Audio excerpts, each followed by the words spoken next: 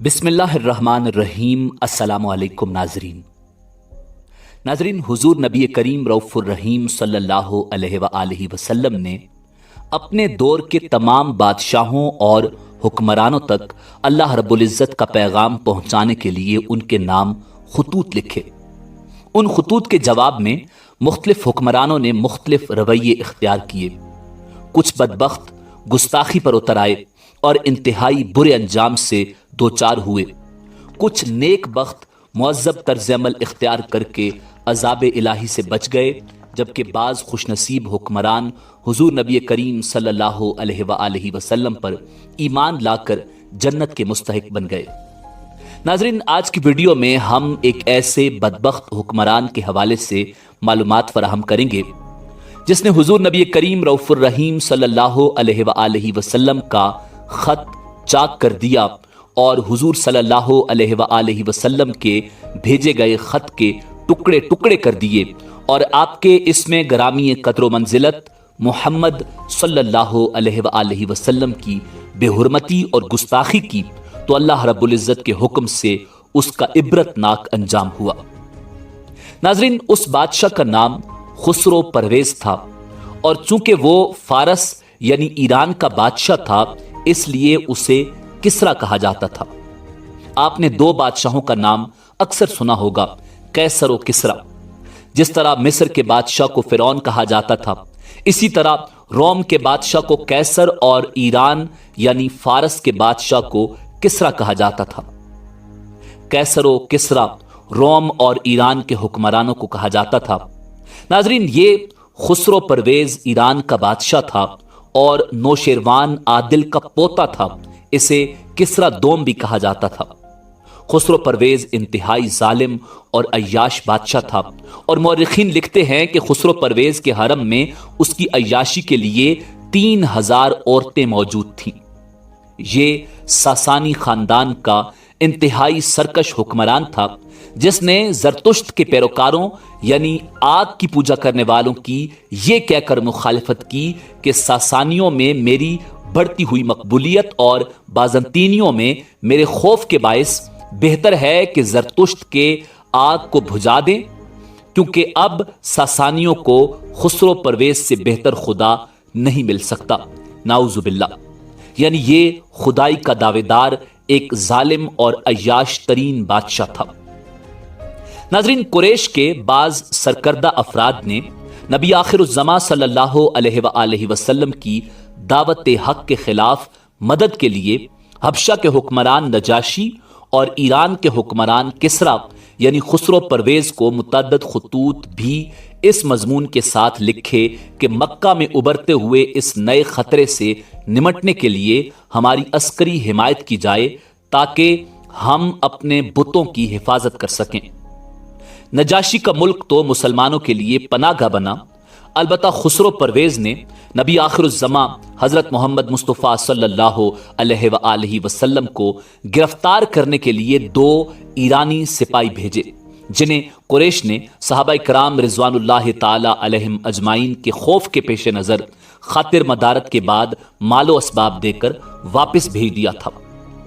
नाज़रीन, जब नबी करीम सल्लल्लाहु अलैहि वसल्लम ने दावत हक को पूरी दुनिया में फैलाने का आगाज किया, तो आपने मुख्तलिफ हुक्मरानों को खुतूत लिखे, जिनमें एक खत शाह ईरान खुसरो परवेज को लिखा, जिसका जिक्र इमाम बुखारी रहमतुल्लाह अलैह ने सही बुखारी की हदीस नंबर 4424 में किया।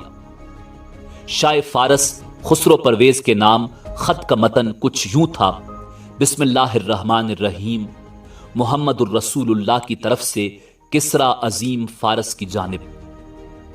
उस शख्स पर सलाम जो हिदायत की पैरवी करे और अल्लाह और उसके रसूल पर ईमान लाए और गवाही दे कि अल्लाह के सिवा कोई लायक इबादत नहीं, वो तन्हा है, उसका कोई शरीक नहीं, और मुहम्मद सल्लल्लाहु अलैहि वसल्लम उसके बंदे और रसूल हैं।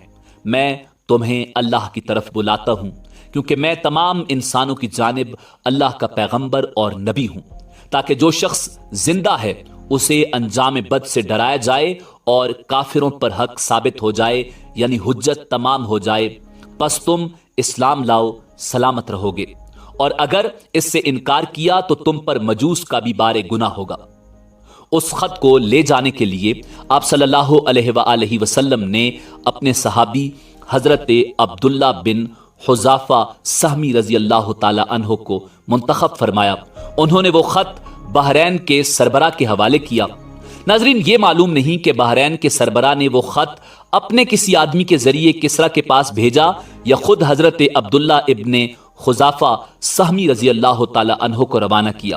بہرحال جب وہ خط کسریٰ کو پڑھ کر سنایا گیا تو اس نے نعوذ باللہ حضور نبی کریم صلی اللہ علیہ وآلہ وسلم کا بھیجا گیا خط چاک کر دیا اور خط کے ٹکڑے ٹکڑے کر دیے اور نہایت متکبرانہ انداز میں بولا، میری رعایا میں سے ایک حقیر غلام اپنا نام مجھ سے پہلے لکھتا ہے، نعوذ باللہ۔ ناظرین، رسول اللہ صلی اللہ علیہ وآلہ وسلم کو اس واقعے کی جب خبر ہوئی تو آپ نے فرمایا، اللہ اس کی بادشاہت کو پارا پارا کرے، اور پھر وہی ہوا جو آپ نے فرمایا۔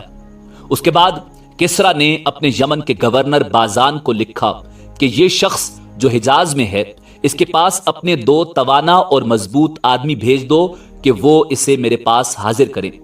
یمن کے گورنر بازان نے اس کے حکم کی تعمیل کرتے ہوئے 2 آدمی منتخب کیے اور انہیں ایک خط دے کر رسول کائنات امام الانبیاء جناب محمد الرسول اللہ صلی اللہ علیہ وآلہ وسلم کے پاس روانہ کیا، جس میں آپ کو یہ حکم دیا گیا تھا کہ ان کے ساتھ کسریٰ کے پاس حاضر ہو جائیں۔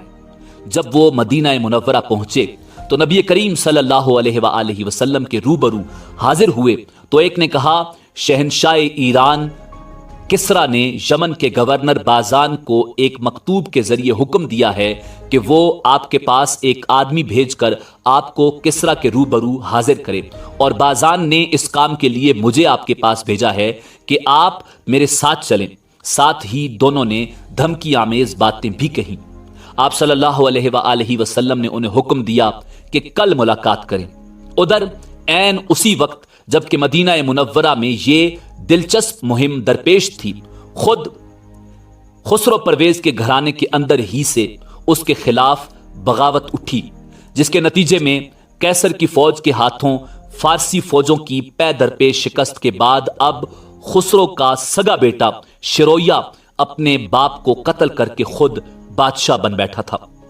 ناظرین، رسول اللہ صلی اللہ علیہ وآلہ وسلم کو اس واقعے کا علم ہوا اور اللہ رب العزت نے وحی کے ذریعے حضور صلی اللہ علیہ وآلہ وسلم کو خبر سنائی۔ چنانچہ جب صبح ہوئی اور دونوں فارسی نمائندے حاضر ہوئے تو آپ نے انہیں اس واقعے کی خبر دی۔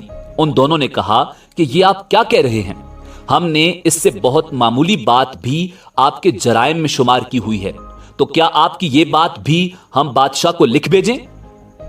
آپ صلی اللہ علیہ وآلہ وسلم نے فرمایا، ہاں، اسے میری اس بات کی خبر کر دو اور اس سے یہ بھی کہہ دو کہ میرا دین اور میری حکومت وہاں تک پہنچ کر رہے گی جہاں تک کسریٰ پہنچ چکا ہے، بلکہ اس سے بھی آگے بڑھتے ہوئے اس جگہ جا کر رکے گی جس سے آگے اونٹ اور گھوڑے کے قدم جا ہی نہیں سکتے۔ تم دونوں اس سے یہ بھی کہہ دینا کہ اگر تم مسلمان ہو جاؤ تو جو کچھ تمہارے زیر اقتدار ہے وہ سب میں تمہیں دے دوں گا اور تمہیں تمہاری قوم کا بادشاہ بنا دوں گا۔ اس کے بعد وہ دونوں مدینہ سے روانہ ہو کر یمن کے گورنر بازان کے پاس پہنچے اور اسے ساری تفصیلات سے آگاہ کیا۔